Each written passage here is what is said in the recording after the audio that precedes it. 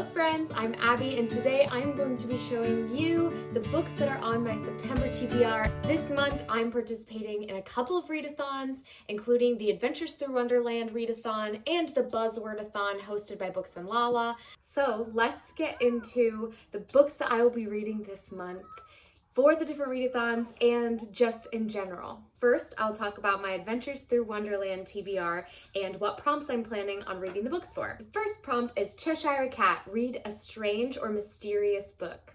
For that prompt, I'm going to read The House with Chicken Legs by Sophie Anderson, and I think that this qualifies as a strange read. It is a story about this young girl who wants to settle down and live her life, but her grandmother is Baba Yaga, who is a mythological figure who travels around in a house on legs. And so it's a story about this girl who wants to settle down, and twice a year her house grows legs and decides to move.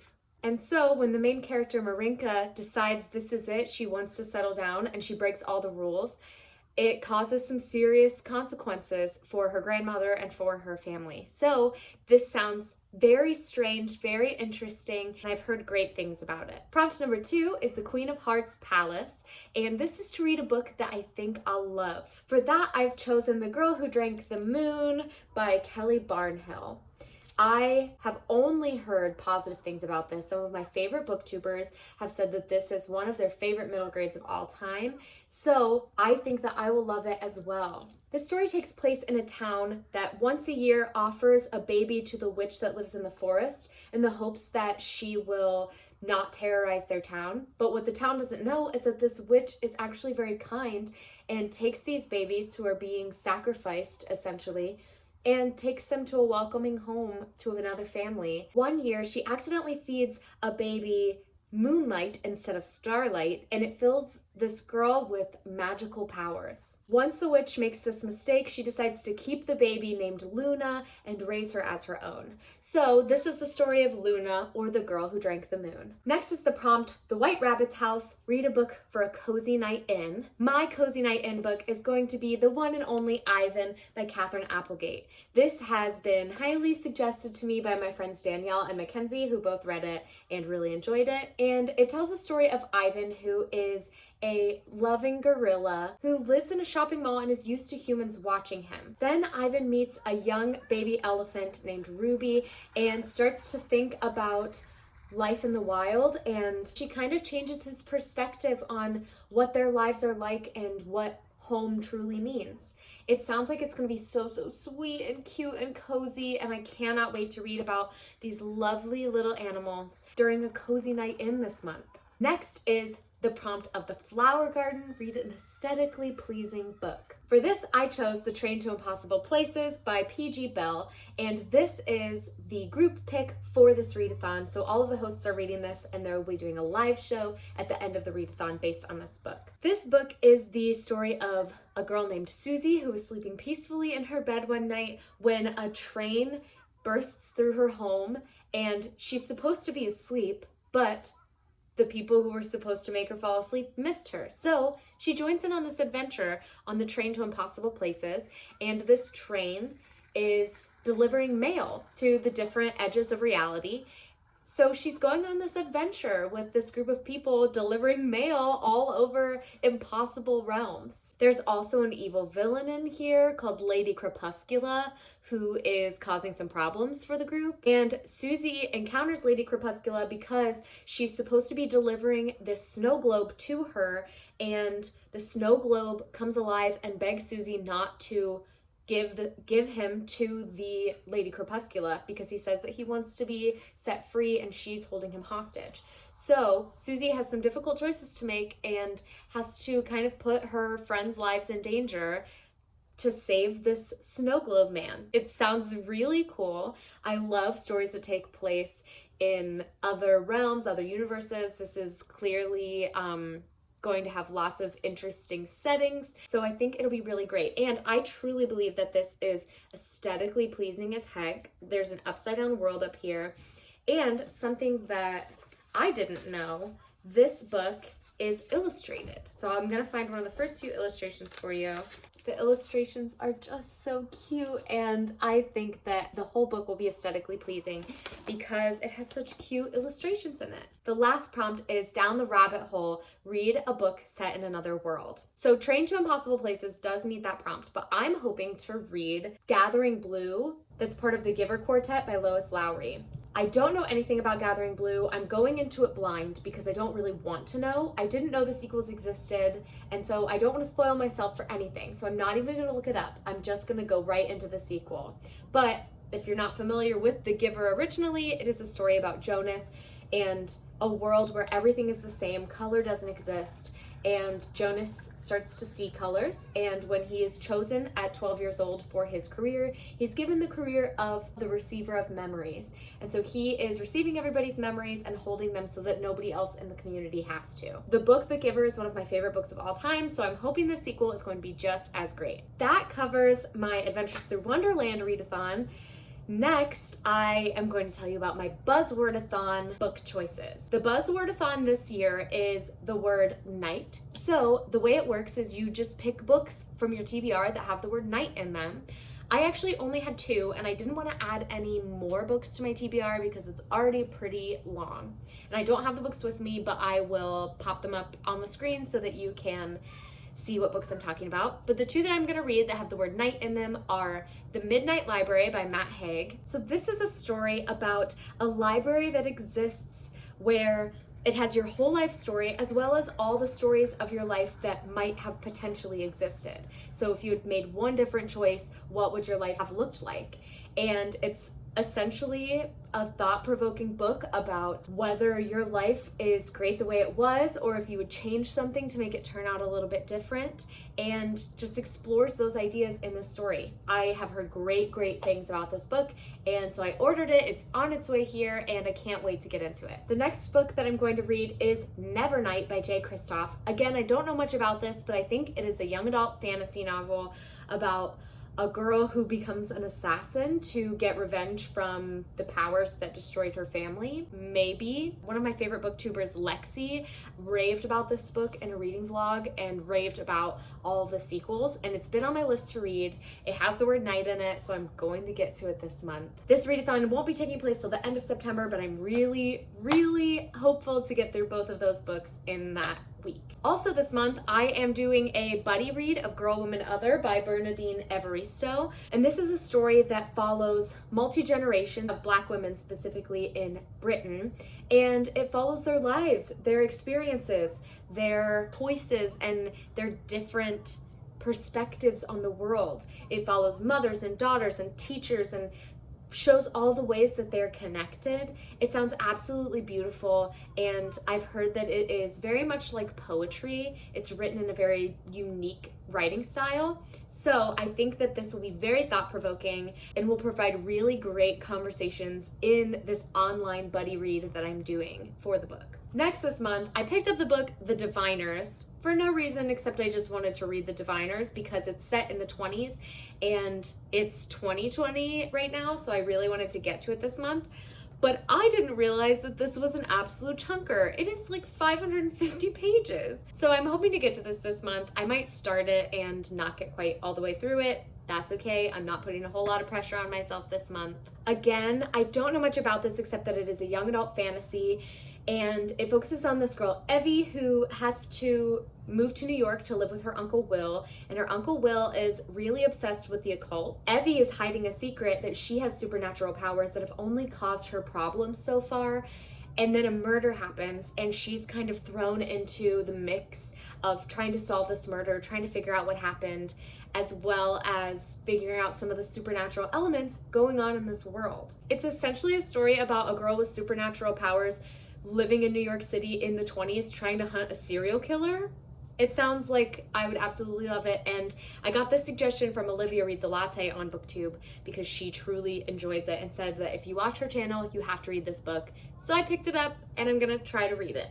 I'm also going to try to get to The Vanishing Half by Britt Bennett this month. This is the story about 2 twin sisters who are Black but are white passing. They run away at 16, and then from there their lives take very different paths. One chooses to live as a white woman, marries a white man, and has a mostly white daughter.